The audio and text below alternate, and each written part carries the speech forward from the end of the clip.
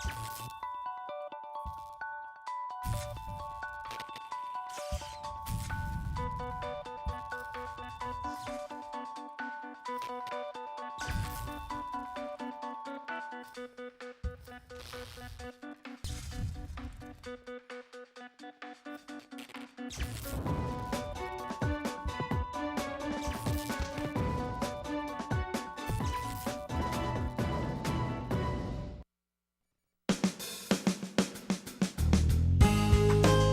morning and welcome to Radio Friends on Tuesday, July the 22nd. We've got a very special guest with us today, Rick Baker. And Rick is a flight paramedic with University Hospital. Yes, You're part of the staff for life. You're also part of the Global First Responders. You were on this program about a month and a half, 2 months ago. Yes. With Adam Beckett. Just before you left for Jordan to help Syrian refugees. Yes. And I was so fascinated and impressed by what you were going to do. I wanted you to come back and share that story with us. So you've been back several weeks now. Yes. How did that go? It was a very eye-opening experience. This was my 12th trip, so I thought I was prepared for some of the things that I was going to see, and in a lot of ways I was. But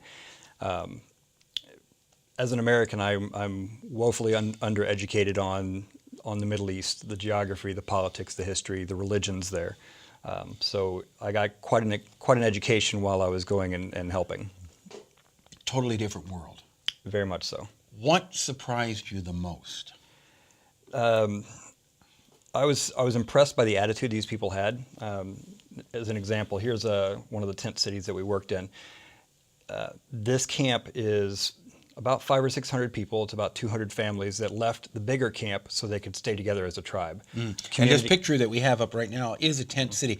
How many people are living in this tent city? In this one, there's about 500. And this is considered a very small camp. This was actually a tribe that broke away from the large camp so they could stay together and not get separated around the Zaatari camp. These are their living conditions. Oh yeah, it's tents. It's basically rugs on rock desert floor, and these are just tents. Since they separated, they're considered an unsanctioned camp by the United Nations. So they forfeit food support, medicine. Sanitation that they would have if they had stayed in the Zaatari camp. Yeah. So these people had less than those camps did. How long were you there? We were there 10 days. And you were in Jordan? Yes, we were in Jordan. Helping Syrian refugees? Yeah, we were about 5 miles from the Syrian border several days while we were there working in different camps. You came in with some statistics here. 1,632 medical patients.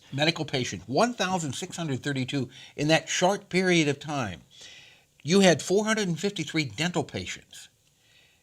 You had you wrote prescriptions? 19? Is that scripts? Is that what you mean? 1900? Yes, that's prescriptions. We handed out that many. Where do these people get their prescriptions filled? Our pharmacy was out of suitcases. So wherever we go, we would just open up suitcases. So you took along all the medication that you were going to prescribe when you took care of the patients? We did. So it's called a pharmacy out of suitcases? Essentially, yeah. Okay. It was in bags. We worked out of suitcases. Literally out of suitcases? Yes. This Syrian pharmacist here, she was very, very well organized. It looked chaotic, but she knew exactly where things were, and she knew exactly the names of the medications that were different from how we recognize them in the States. Now, what would have happened to these people if you had not been there with your team? Well, they wouldn't have gotten any of this health care. These are people that hadn't had any health care in probably a year at least. They would have continued to just survive. That's what they were doing before, and that's what they're going to do after. Sadly, a couple of these camps that we were at got rounded up and forcibly taken back to the big camps after we left. I mean, that was their whole reason for leaving, and then they got, in the middle of the night, the Jordanian army came and rounded them up and put them back into big camps. When you were there, were you ever concerned for your safety? Not once. They did. We had translators and drivers with us. We had people from the local community there, and they understood very well, especially the elders of the community, that we are there to help them. So What they did a good job of taking care of us. What do you think the biggest misconception is that you would like to clear up with people back here regarding people over there? Oh, that's tough because they're all over the place. We're bad about expecting that Arabs and Muslims are all associated with some of the bad acts that we see on TV, and that's not the case. I mean, there are so many close connections between Christianity, Judaism, Islam, all these religions. There's many more things that Are the same. unite them than divide them. These are very God-loving people. They were appreciative of what we were there to do and our efforts to help them. All it takes, what you're telling me is that people are the same all over. It takes a couple of bad apples to spoil a whole group. Yeah, we were very much impressed by the strength of the community, the strength of the family that we saw there. These people, every one of them had a story that involved a loss of a family member, oppression by the government that they were escaping, and every one of them still had a very strong sense of looking out for each other, looking out for the children that were left behind.